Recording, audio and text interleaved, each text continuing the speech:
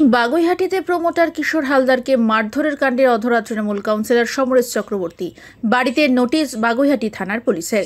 Promoter মারধর কাণ্ডে এখনো পর্যন্ত দুজনকে গ্রেফতার করেছে বাগুইহাটি থানার পুলিশ। ধৃতদের নাম রমেন মণ্ডল ও শুভেন্দু মণ্ডল। সোমবার তাদের বারাসাত আদালতে তোলা হয়। 3 দিনের পুলিশি হেফাজতের নির্দেশ দেয় বারাসাত আদালত। প্রমোটার কিশোর হালদারকে মারধর কাণ্ডে বিধাননগর পৌর নিগমের 9 নম্বর ওয়ার্ডের কাউন্সিলর সমরেশ চক্রবর্তী সহ বেশ কয়েকজনের বিরুদ্ধে রবিবার বাগুইহাটি থানায় অভিযোগ দায়ের করেন আহত প্রমোটার। এরপরে দুজনকে গ্রেফতার করে বাগুইহাটি থানার পুলিশ। কাউন্সিলর সমরেশ চক্রবর্তী সহ বাকিদের খোঁজে তাদের বাড়িতে যায় পুলিশ। কাউন্সিলর সমরেশ চক্রবর্তী উত্তর দেশবন্ধু নগরের বাড়িতে একাধিকবার আসে পুলিশ। কাউন্সিলরকে বাড়িতে না পেয়ে অবশেষে মঙ্গলবার দুপুরে বাগুইহাটি থানার পুলিশের পক্ষ থেকে বাড়ির দেওয়ালে নোটিশ লাগিয়ে দেওয়া হয়। তাকে বাগুইহাটি থানায় দেখা করার কথা বলা হয়। প্রমোটার কিশোর হালদারকে মারধরের কেসে কাউন্সিলর সমরেশ চক্রবর্তীকে জিজ্ঞাসাবাদ করতে চায় বাগুইহাটি থানার পুলিশ, এমনটাই উল্লেখ রয়েছে নোটিশে।